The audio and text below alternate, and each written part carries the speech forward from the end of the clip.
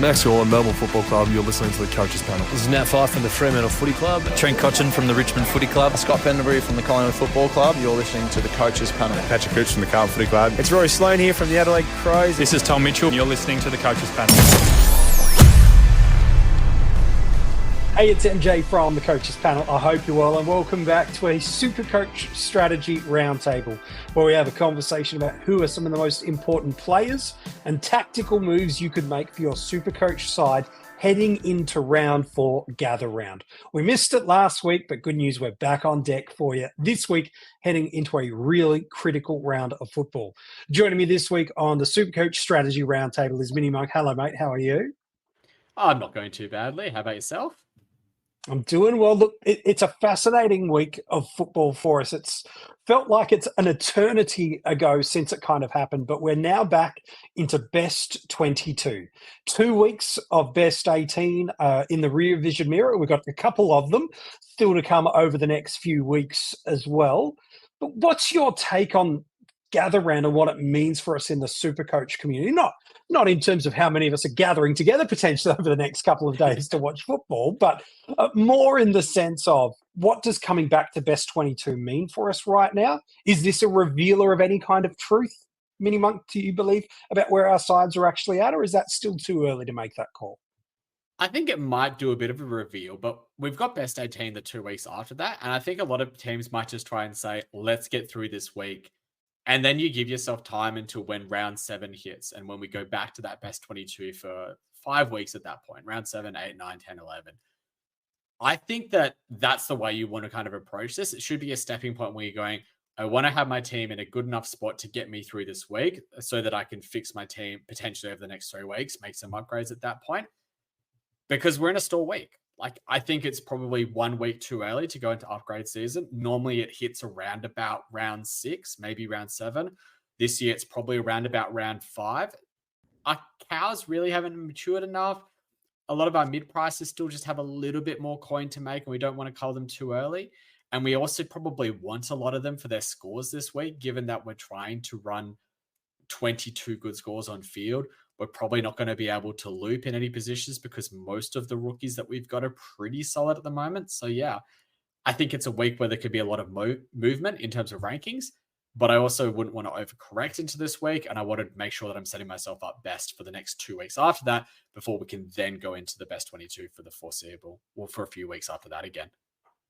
It is this interesting spot, and this year's very, very different with trade boosts, and I want to talk to you about boosts in a moment. We have started to accelerate our trading cadence and our trading season a little bit more early as a result of that. Do you believe with opening round and a bunch of teams and players really being a week ahead of their price movement cycles? I'm alluding to players such as a Jack Billings that probably has hit his topped out spot. We will talk about him in a moment more specifically, but does that accelerate in your mind how early upgrade season has started, or no, in your mind, it's still very black and white? It's correctional, it's cash generation, it's team value. And from next week and beyond, sure, let's look at it. I think it's accelerated a little bit, but as I said, I don't think it's accelerated to the point where it's upon us now. Like, I don't see people going out of their way to say, I have to target this premium mid because they've come down 100K. Because most of the premiums that you're targeting, they've either only had one price movement and they've got a buy coming up. So, so they've had the 2 price moves, but they've got a buy coming up, so you're avoiding them. Well, they've only had the one price movement down, and that's too early. You're typically looking for those 2 price movements down, and then you can jump on, because it's not just as much about the players that are coming up, it's about when players are coming down as well. So Boost, we've alluded to him a little bit before. I think the vast majority of coaches, it's always dangerous to make sweeping statements because everyone does play SuperCoach very, very differently. But I think overall, most coaches have used at least one boost, whether it be to maximize getting the right cash cow before their price moved last week, making that extra correctional trade just to get that team tightened up in that first week or two. I think it's safe to say most have used one boost, and largely to fix up an element of their side. And I think that's perfectly okay, by the way. Heading into this round, Generic advice is always dangerous. I know you want to say team dependent, but should we be considering a trade boost this week, whether it be in an aggressive movement or another fix-up trade? How should we be approaching in the mindset of whether we do or don't want to boost this week? I think every week that you have a trade boost left in your ammo, every week that you've got one that's still hanging there, there is the temptation, and it needs to be explored. Like, you need to look about what differences you can make to your team by using just the 2 trades or by using the 3, because I think that this week it's a really big week for movement. I think I'm seeing a lot more diversity this week than I was seeing last week. And I think it's for good reason. We've got a couple of really good rookies, some that might have already had a price movement, some that are still ready to go for a price movement. We've got a lot of mid prices that have failed and have really stalled out and are coming up to their buy soon, potentially as well.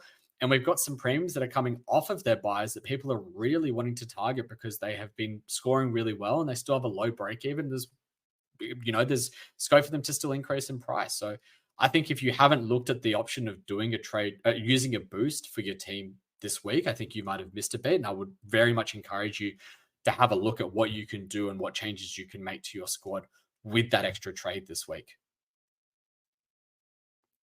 Yeah, I think that's a really good shout. I want to come back just to best 22 for a minute.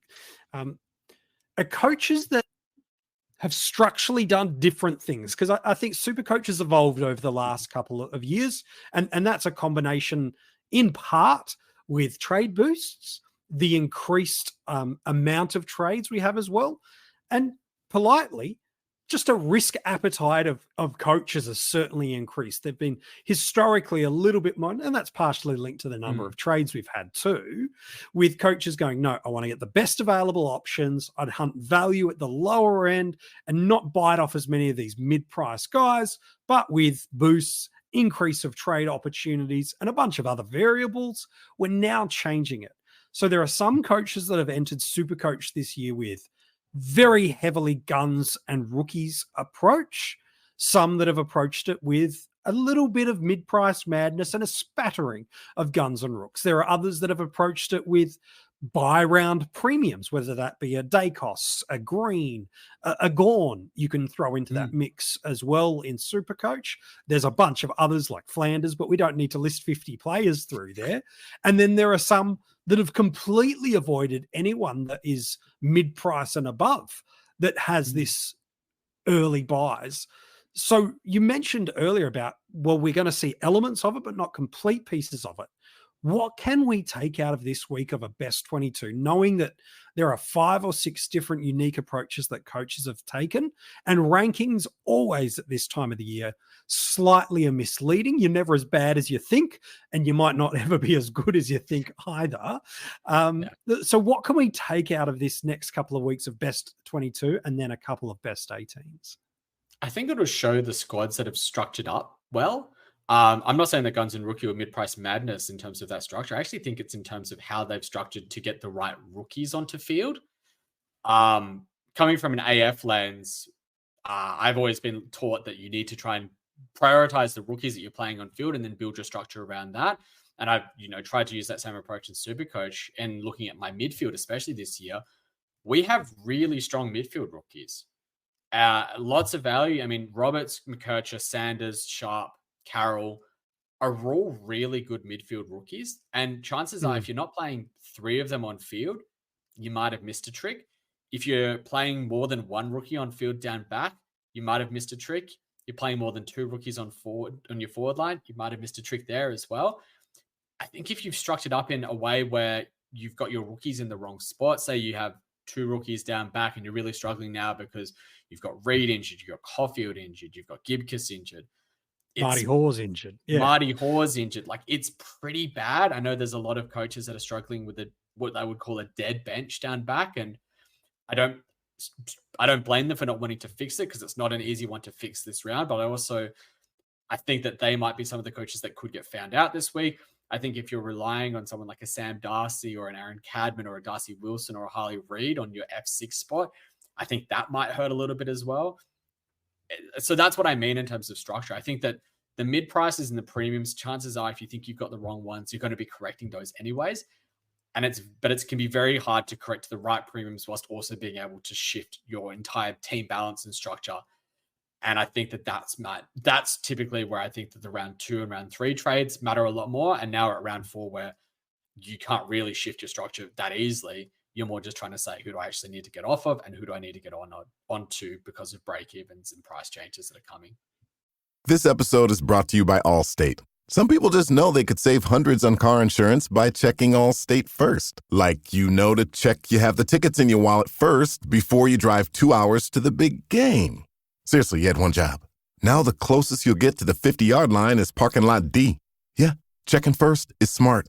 So check Allstate first for a quote that could save you hundreds. You're in good hands with Allstate. Savings vary. Terms apply. Allstate Fire and Casualty Insurance Company and Affiliates. Northbrook, Illinois.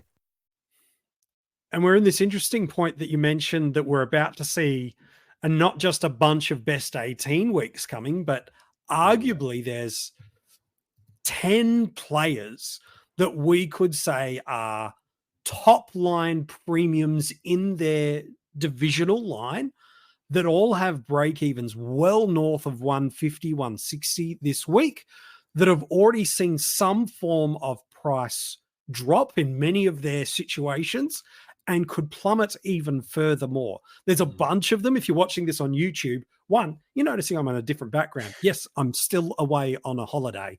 We'll be back on deck for you next week, so you get to see the usual black screen of death for you. But for those of you that are watching on YouTube, you can see. If you're not watching on YouTube and you're normally just listening to the podcast, jump on over and join in with everybody else. Do both. Simultaneously watch both if you'd like. But Clayton Oliver has been someone that we have known for years as a 120 beast, started slow with good cause, I think it's fair to say. LDU, that points share in SuperCoach has been much more noticeable than I think many more people thought would have been pronounced. Goulden's role has been all over the shop in many people's eyes with inside and outside.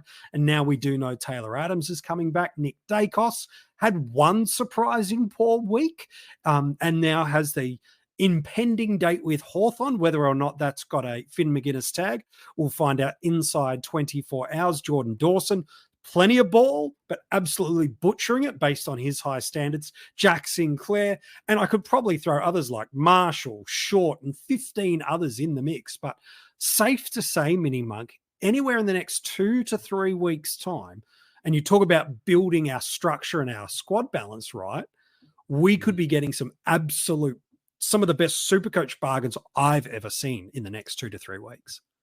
One thing I will note about the players that you've talked about and the players that you're showing on screen here is 3 of them are midfielders, 3 of them are defenders. Sorry, 4 of them are midfielders, 2 of them are defenders, none of them are rucks, and none of them are forwards.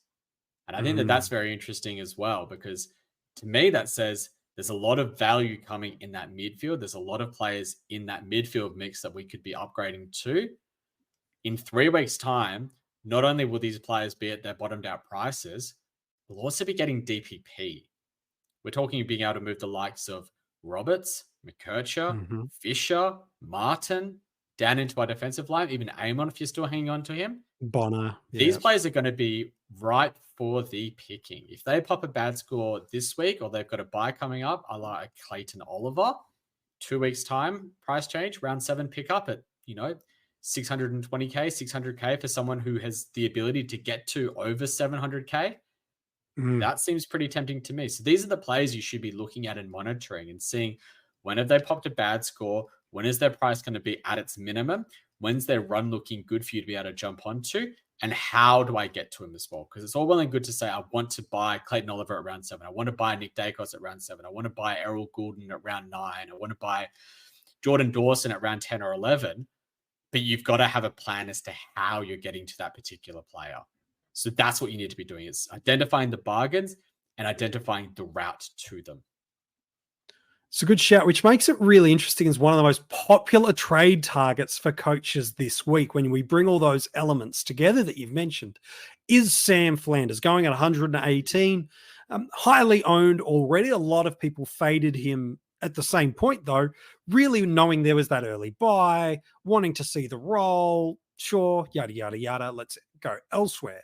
Now, as you've mentioned, he's still value. I think it's very safe to say, based on his break even, what he's priced at, and what he's been delivering for us this year. I don't think he's going to go pushing 120 for the season. It's within his wheelhouse. I don't think it's likely, though. But you mentioned these value options that we could be getting in the next couple of weeks. Maybe it's symptomatic of some failed mid-price forwards that we're looking at Flanders, but should we be prioritizing him this week? My feeling is yes, and I think a lot of people might disagree with that. My particular reasoning as to why I think Flanders is a high priority is because of those failed mid-prices that we might have up forward. I think failed might be a bit harsh, but I think that you could say that Jack Billings has definitely failed. I think that Fife, Jordan, and Fisher are probably hanging on by a thread. You could say that they haven't been successful, but I don't think to say that they failed would be quite understanding what the point of them was. I also think it's more symptomatic of the lack of forward options that we really do have for SuperCoach this year. And it's not looking like it's going to get better. Like the DPP changes that we have coming through come round 7, they're not looking like we're going to get any major players that we can trade into and say that they're going to be a top 6 forward with any confidence. So right now, the top 6 forwards are looking like a mixture of Heaney, Flanders, potentially Tom Powell, Luke Jackson, Dane Zorko, Harry Mackay, Dylan Moore.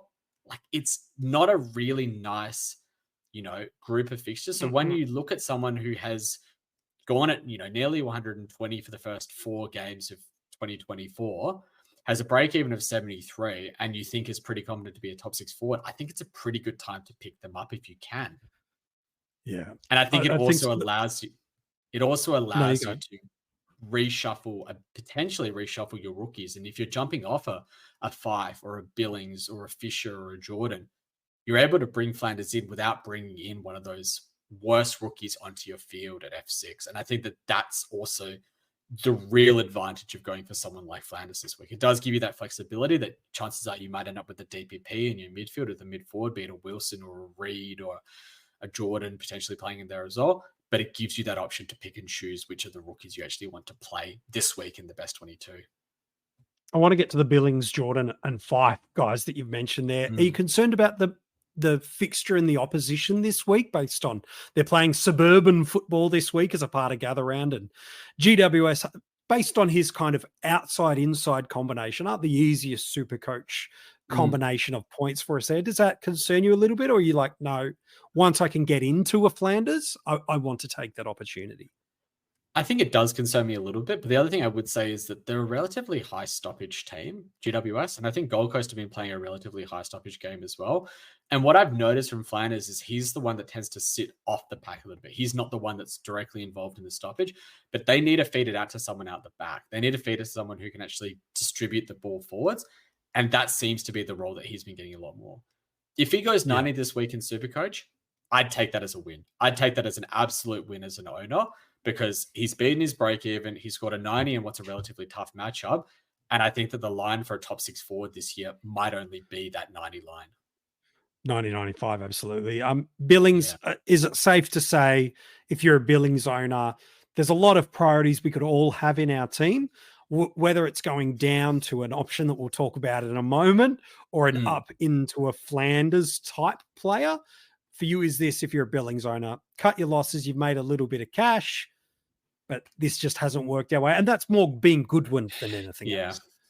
Yeah, I think it's a bit of being Goodwin and also a bit of matchup. I mean, Port is notoriously very hard, restrictive for outside players, and he's stuck on a wing. You're not going to see much ball there. I think that break even is now above what his average is. Even if he resets it with 140, you're not going to be holding him past his buy in 2 weeks' time anyways. If you can do something with his 306K at this point in time, do it. Yeah. James Jordan's probably not in the same level of urgency. Again, if you're talking about average versus break even and the fixture this week up against West Coast. However, he is on the bye in a week's time, and John Longmire has confirmed Taylor Adams is coming into the side. Now, they're not a direct competition for each other. They're very different style of players, but it's another ball winner, and I'm using that term loosely, another ball winner into this Sydney side to potentially just take up some of that shares. Again, Billings owners, okay, that's priority number one. Billings and Jordan owners, is this the chance to do some buy correctional moves? And again, use this as a one up, one down approach with some mid-price forwards that didn't quite work for us?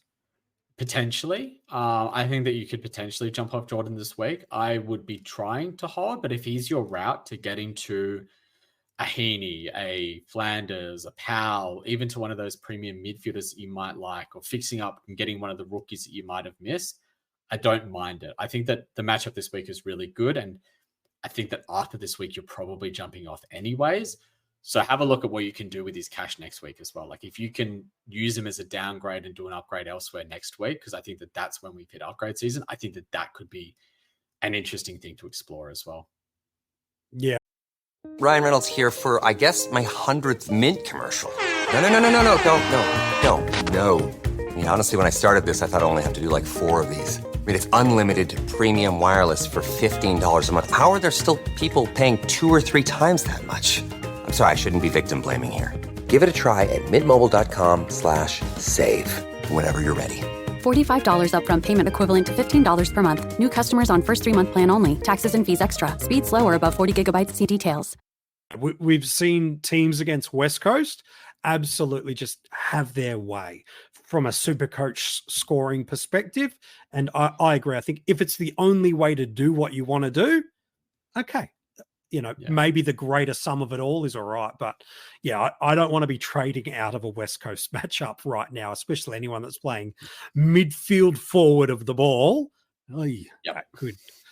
That has Nick Martin 140 unfortunateness all over it for us. Nat Fyfe, again, probably similar, maybe arguably a better situation than a James Jordan is in, where there's no buy coming. Has given us some good scores already, but has got a sub-affected game that really kind of put a handbrake on that scoring. As the Fremantle supporter, not just of the coaches panel, but just understands football and SuperCoach in general, $320K price point for us, give or take a few $100.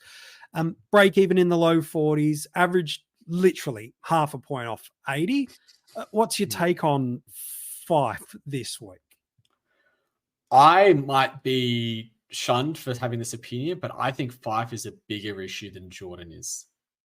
Ooh, love that. Tell me. And Fyfe has had one good game out of 3. He got a 103 against Brisbane, then he's gone back-to-back 70s against North Melbourne and Adelaide.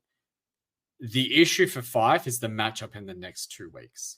He comes up against Carlton this week and Port Adelaide next week. Both games away from home, both games where they're staying on the road for them, and both are games where they're playing against one of the most restrictive matchups for midfielders in the competition. So if I had the option to pick between trading out Fyfe and trading out Jordan this week, I would 100% be trading out Fyfe this week and then looking to see what I could do with Jordan next week. Yeah, I agree with that. Probably one of the trades I think there's no such thing as a must do in SuperCoach. Yeah. But boy, oh boy, this one's getting pretty darn close to doing it. Sam Darcy, basement forward for us. Well, technically not basement, but the standardized rookie spot for us at 123,900, negative 92 break even, an average of 81. Has got that shared relief ruck role that Rory Lobb kind of had. And in fact, just due to him rucking a fair bit more in that matchup last week, he's up at, I think it's about a 41% ruck opportunity at the moment. And should that hold for another 3 more matches in rounds 4, 5, 6, he's a Monty to pick up ruck forward status, which could be huge. We'll talk about that in a second, but even if he doesn't get ruck status, is this still the easiest downgrade move anyone could and should be looking for this week? Lowest break even, low price, relatively good role. Could pick up DPP and allow a lot of flexibility in your ruck line and in your forward line as well. Because if most teams are running an R3 that's being used as a looping option, if you can then DPP and potentially use them as a looping option in your forward line as well, that becomes useful. I think that this is not, as you say, a must-have, but if you were pulling a trade this week and you weren't looking at getting in Darcy this week, again, reconsider. That's the politest way I've ever heard MiniMonk actually say, do what you like, but it should be Darcy. Harvey Thomas, And you could probably throw a couple of other guys into the mix of this consideration as well. You could probably throw Harvey Gallagher into that same conversation. And even an Ollie Dempsey, although he's a little bit further, more advanced than some of these guys. Yeah. Do they just drift for non-owners at this point? They've all had a price movement. Thomas and Gallagher are the more attainable. They're within 3,000 of each other. They're still about 50K more than what Sam Darcy is. And then you've got Ollie Dempsey, who's really looking fieldable for us, running at an 80 average, and nothing really inflating that like a Gallagher and Thomas. When they played West Coast, it really has boosted up their numbers. Can you go now? Again, you probably need to boost to be looking at a second rookie downgrade. If you were looking at another forward rookie downgrade, which of these three would you be leaning more towards? Dempsey, Thomas, or Gallagher, knowing that Darcy would be the number one priority? I think if you're looking for another rookie downgrade this week, you're probably having to play either Darcy or that other rookie on field. And of the three here, Gallagher, Thomas, and Dempsey, there's only one I would feel comfortable fielding, and that's Dempsey. Yep. And so I think it really is as simple as that. He was really good. And the other thing is, the other two have had 2 games. I think Thomas has had 2 games in the 40s before his pop game. Gallagher's had a game in the 40 and a game in the 30s, and then his pop game. Dempsey's lowest score has been a 59. Yeah. If you get a 59 at F6, you're not complaining. It's a rookie week. It's whatever. But like if you get a 40 or a 30 at F6, that'll hurt. Oh, especially when we're not in best 18 and we're not being protected by these 20s and 30s and 40s that have rolled through some of our SuperCoach sides over the past fortnight. We're about to get exposed is the wrong term, but found out with that bad piece of luck is probably the nice, just a more polite way of saying it. Yeah. Yeah. We're both practicing our best manners today. There's one more guy I want to ask you about before we wrap up this strategy episode, a short Power Pack SuperCoach strategy episode for you. Josh Draper. I want to get your take on him, and there's a reason for it. Again, Fremantle supporter, so we want to get your thoughts on where he sits in the team, his job security for sure. But I think it's to that point that you alluded to before, where we have just a bunch of dead weight options that are not playing at the moment due to injury. People still, I think a lot have moved off Gibcus, but he's still there in a bunch of teams. Zach Reed is there. Nick Caulfield is there. Marty Hoare is there. I don't know a team that doesn't have at least one dead spot on their SuperCoach defensive line at the moment. And there's a bunch that might be rolling with 2, especially the people that, I don't know, traded into Marcus Windhager last week and unfortunately have got that suspension. So most teams don't have depth options. Draper's on the bubble for us this week. We know Gold Coast have given us 2 that will debut this week. Is Draper really important for us this week for just removing that cash generation again? And what's his security like in this Freo side? Let me start with his job security, because I think it's been a bit confused by what his role actually is in the team. He is playing key position defender because both Oscar McDonald and Brendan Cox have long-term injuries and will be out for at least 10 weeks, if not longer. I'd say his job security is very, very good. Chapman coming in will not affect his job security. He will play every game he's fit until there is someone else that can take his role or until he has an injury, heaven forbid. But his scoring is the issue. We look at someone like Toby Pink last week. We're like, great, we've got a 123K rookie. I think he was even 102K rookie. He's doing what we need us to do. He's actually just chugging away. And what do you know? He drops one relatively rough score, be it a 15 or something against Carlton. And his cash generation is stuffed. It's just... He's playing, but he's a dead rook now. Yeah. And who do Fremantle play this week? Oh, no. They play Carlton. Oh, no. So do you really want to waste a trade going someone like Reed or Gibcus or Caulfield to Draper, only for him to make maybe 30, 40, 50K and then literally just stagnate at that particular point? I don't really think so. I would be trying to wait. Most teams will probably try and get Howes to a D7 if you can, because I think he's the only defender rookie left standing aside from maybe Pink that's still playing. And just Bodie Hewlin's around there as well. Yeah. Yeah, Ulan might be dropped this week, though. I mean, Gold Coast to bring Based in a lot on of those names. ins. Yeah, it's a bit scary if you're an owner. I seriously just wouldn't be going towards Draper despite how good his job security is, because you're going to waste a trade getting him in. He might make you 50K, and then you're going to have to use a trade to get him out. 2 trades for 50K is just not worth it. You know when you reach that age where everyone and their mother won't shut up about their credit scores, yet it seems like no one really understands what's so special about those 3 random numbers? That's because credit scores are meaningless, unless you have Credit Karma to show you how to use them. We use those 3 random numbers plus your financial profile to help you find your next opportunity, like a more rewarding credit card, a game plan that helps you pay down debt faster, or a personal loan to help you save more on interest payments each month. Cha-ching! Download Intuit Credit Karma today to get started. Yeah, the amount of depth of lack of financial movement that you're creating, it's almost these are the trades that really derail your SuperCoach season. It's not the what's an example? A Salem to a Windhager type move that you did, or a Gibcus to a Marty Hall. You know, these moves where it's like, man, I'm just spinning 2 or 3 trades on nothing. These are the killers, aren't they, MiniMonk, where you make 30 to 50K and it just doesn't help you at all. Yeah, and I mean, players like Reed and Hoare, they've got short-term injuries. They'll be back at some point. I mean, Reed's probably only about 3 weeks away now. He'll probably be back by the end of the early buys. He'll probably come straight back into that squad as well. He can restart his cash generation.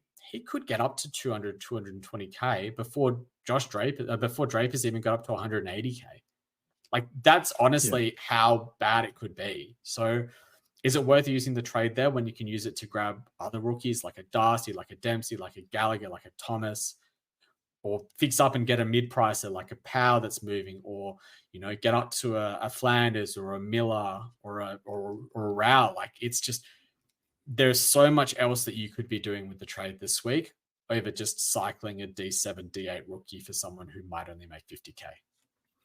Yeah, it's a good shout, mate. Hey, before we wrap up the SuperCoach strategy roundtable, well, it's 2 people on the table for this episode. Any last-minute thoughts, nuggets, encouragement, reflections, or challenges for people as we head into, like I said, it's a shortened gap. We only finished SuperCoach round 3 Monday evening, and now we're back on heading into Thursday evening. So a lot of decisions really being compressed over a 72-hour window. Best 22. Before we then head into 2 weeks of best 18. Fremantle are not one of those teams that you mentioned. They're not one of those ones missing. So your boys will be playing happily through. You're talking about Sydney and Collingwood next week. And then it is Melbourne and Richmond the week after that will be missing. So those are the remaining bye teams to come. Any last minute thoughts and advice for us? I have 3. Plan for those upcoming bye rounds: Sydney and Collingwood, and, you know, Melbourne and Richmond. We're going to have a few players missing from those bye rounds, so be aware of what you're going to be doing in terms of trying to get 22 scores on field so you can maximize your chances of getting a good 18, and know what trades you want to pull with those players. I talked about wanting to potentially save Jordan for one more week. Look at what you could potentially do with him next week if you are holding him through this week. And the last one is just be really aware of what you're doing for captaincy this week. We don't have those bye loops like we have had in the last 2 weeks. We can't loop using a team that's on the bye because no one is. So if you're looping with someone like a Livingston, know when you can VC and know when you have to commit to taking a captaincy score from there. Interesting that teams that are rolling through certain R3 options this week are going to really see some benefits pop for them this week. It's going to be fascinating as always. MiniMonk, always appreciate your thoughts as we talk SuperCoach heading into another big, important week for us. Thank you, mate. It's been a great one.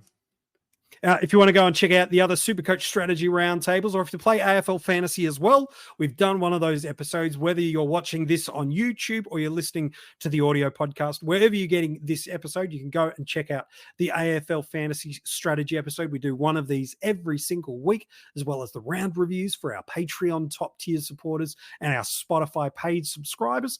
And our Patreons, we'll talk about them in a second, also get a Q&A podcast episode with me that drops right before the round starts. If you want to get your hands on that, it's available for any tier. All the details to join our Patreon supporter group you can find in the description of this episode. Just in the past few hours, MiniMonk, a couple more have jumped through at that premium tier level. We want to say thank you to them. Joseph McDonald, thank you for jumping in at that top tier level.